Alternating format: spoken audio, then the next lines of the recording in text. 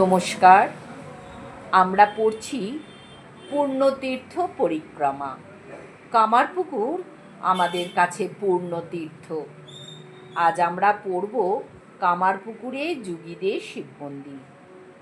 এই শিব মন্দিরের সামনে শ্রীরামকৃষ্ণদেবের গর্ভধারিণী জননী চন্দ্রামণি দেবী দাঁড়িয়ে ধনী কামার্নির সঙ্গে কথা বলার সময় দেখতে পেয়েছিলেন শিবলিঙ্গের শ্রী অঙ্গ থেকে দিব্য জ্যোতি নির্গত হয়ে মন্দির পূর্ণ হয়ে গেছে।